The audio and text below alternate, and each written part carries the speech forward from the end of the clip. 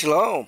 I'm Eddie Chumney of Hebraic Heritage Ministries, and we welcome you to this week's Focus Israel Report. In this week's report, we're going to be sharing with you excerpts from U.S. Secretary of State John Kerry's speech regarding the Israeli-Palestinian peace process given recently at the Sabin Conference held in Washington, D.C. And it is as follows. Last month here in Washington, Prime Minister Netanyahu spoke about the commitment of his vision of two states for two peoples living side by side in peace and security. But, my friends, it is important that that not become a slogan, not become a throwaway phrase, that it becomes a policy. Now, we work with Israel every day to enforce sanctions, to prevent terrorist organizations such as Hamas and Hezbollah from obtaining the financing and the weapons that they seek, whether from Iran or from any other source. And we will stand with Israel to stop its adversaries from once again launching deadly and unprovoked attacks against civilians. Since 2009, we have provided $20 billion in foreign military financing to Israel, more than half of all the military assistance we have given worldwide. Over and above that, we have invested some $3 billion in the production and deployment of Iron Dome and other missile defense programs and systems. And we saw how in Israel's last conflict with Hamas, lives were saved in Israel because of that assistance. We have given privileged access to advanced military equipment such as the F-35 Joint Strike Fighter. Israel is the only nation in the Middle East to which the United States sold this fifth-generation aircraft. And earlier this year, the President authorized a massive arms resupply package featuring air-to-air missiles and other advanced munitions. Diplomatically, our support for Israel also remains as rock solid as we continue to oppose any effort to delegitimize the Jewish state or to pass biased resolutions against it in international bodies. I have personally been on the phone lobbying, whether it's a human rights commission or council or individuals, UN, you name it. We are constantly fighting that battle. Just last month, I went to New York, and I spoke at a very moving event commemorating Chaim Herzog's extraordinary speech 40 years ago, denouncing the UN General Assembly's infamous Zionism is racism resolution. One of the finest speeches I've ever heard, both his and Daniel Patrick Moynihan's. Patrick Moynihan called it the day of infamy, when the abomination of anti-Semitism was given the appearance of international sanction. And to equate the national movement of the Jewish people with racism and Nazism, as the resolution in fact did, was not only absurd, it was a sad day for the United Nations itself. It brought people together to seek nothing less than to grant a global license to hate. And I am delighted that Bougie Herzog is here. Bougie, we honor your father, President Herzog, because he spoke the truth, and so must we.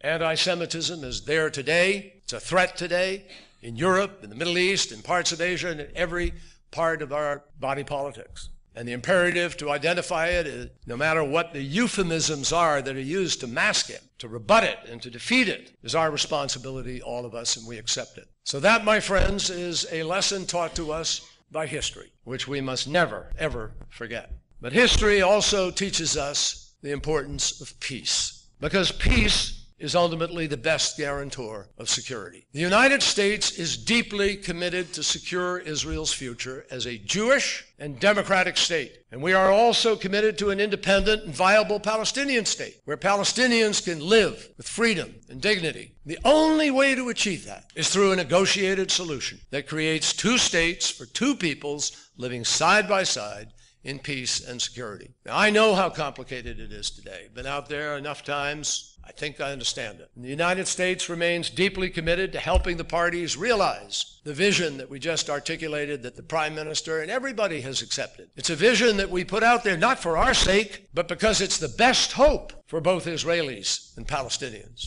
But ultimately, it's up to both sides to take the steps necessary to make peace possible. So today, I want to talk about some of the difficult questions and hard choices that everybody faces. Because there are no easy answers here. It will take leadership, it takes courage, and both sides have to make decisions that could have a profound impact on their future and on the future of the entire region. First, the violence must stop. Nobody should ever be subjected to attacks as they go about their daily lives. And there is no justification for violence targeted against civilians now or ever, and we condemn these outrageous attacks in the strongest possible terms. President Obama has made clear that Israel has not only the right, but the obligation to defend its citizens. And we have worked hard to try to find a way to end the violence. We have stressed the importance of refraining from inflammatory rhetoric and to refrain from steps that obviously are going to have an impact on other people's perceptions. We need to have people exercise restraint and take affirmative steps to reduce tensions. And I have called on the Palestinian leadership, publicly and privately, to do everything possible to combat all forms of incitement and to explicitly condemn terrorist attacks. Last week, because of our concern about the increased violence,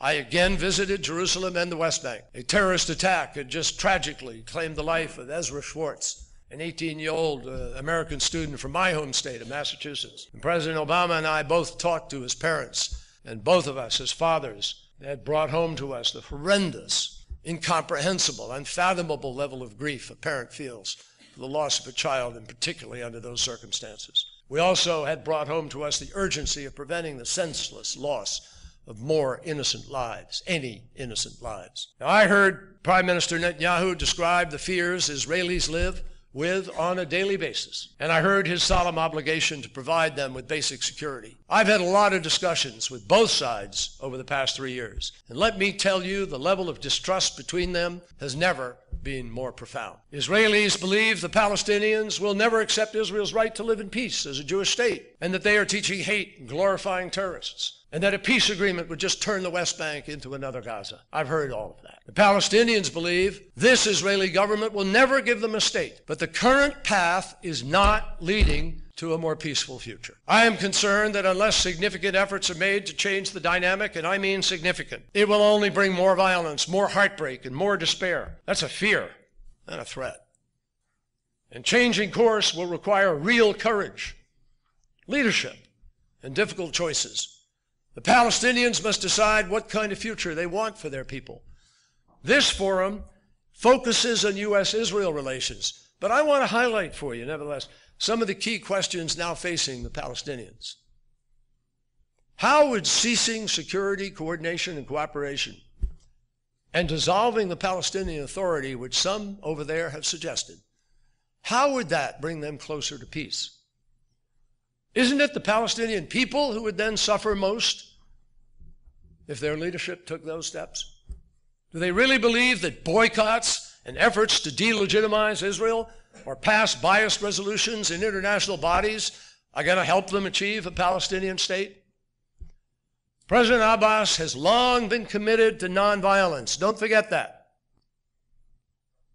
But are Palestinian officials really doing everything possible to prevent all forms of incitement? Don't these terrorist attacks against innocent civilians deserve public condemnation? And how can Israelis be assured that the Palestinians are truly prepared to end the conflict and allow them to live in peace as part of a two-state solution? How do they address Israel's concerns about not creating another situation like Gaza in the West Bank? Some officials in Israel have reportedly argued that it's not in Israel's interest to even have a Palestinian Authority. Prime Minister Netanyahu made clear he does not wish for the collapse of the PA, because despite serious differences with Abu Mazen, he recognizes that the alternative could be worse. Nobody can tell you what the alternative is. But circumstances, I believe, force us to consider it seriously, because there are valid questions as to how long the PA will survive if the current situation continues. Mark my words. Without the PA, this brings us to a broader question.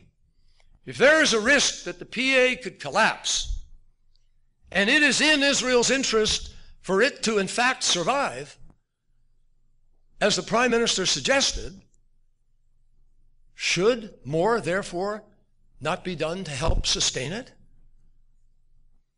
The Prime Minister has been clear that he does not want a binational state, and that he remains committed to the vision of two states for two peoples. So, my friends, that again brings us to a broader question. If the two-state solution is the only real option, what more can actually be done to advance it? Now, these are important questions for all of us who care deeply about Israel. The status quo is simply not sustainable. And the fact is that current trends, including violence, are imperiling the viability of a two-state solution. And that trend has to be reversed in order to prevent this untenable one-state reality from taking hold. I can't stress this enough. The terrorist attacks are devastating the hopes of Israelis who want to believe that peace is possible, and the violence must stop. There are no easy answers, but we can't stop trying to find solutions that move us closer to peace. And that is why President Obama has called on both sides to demonstrate with actions and policies a genuine commitment to a two-state solution. And the Palestinians must also meet their commitments, including combating violence and incitement, improving governance, and building their institutions. These steps, my friends, can be a very important beginning, and they won't ever take the place, however, of a real, credible political horizon for two states that meets the legitimate aspirations of both peoples. But these steps could help begin to reduce tensions, build some trust, restore a measure of hope, open up new possibilities, and hopefully create some political space for people to be able to make bigger, more critical decisions. Again, I repeat, I know these are difficult decisions. I understand why Israelis feel besieged. And there will always be a reason not to act. Now is the time to see beyond the politics and the pressures of the moment and to look to the future. And if everybody keeps waiting for the other person to move first, the risk is the situation spirals downwards and it makes it harder to ever be that first person to move. And we obviously hope that both sides will choose a path that leads towards peace. We want both to show that they are serious, and we will be there every step of the way in every way possible to support them in that effort. We're ready to bring Jordan, Egypt, the rest of the Gulf states, others to the table for a regional security arrangement that includes Israel, that will make the entire region safer. And I know that many in the region are absolutely committed to recognizing Israel in the way that Israel wants to be recognized, and to move forward, to send embassies, to open relations, to begin to make the region a financial hub and an agricultural and technology hub for the world. And they are waiting to help realize the Arab Peace Initiative's vision of a true peace between Israel and the Arab world and greater security for all. Now, we all know from years of discussion and effort, this is not an impossible dream. It's achievable, but it demands that we never lose hope, and we all draw strength from those who have sacrificed so much for peace. Yitzhak Rabin, who was murdered 20 years ago last month, is the example of that.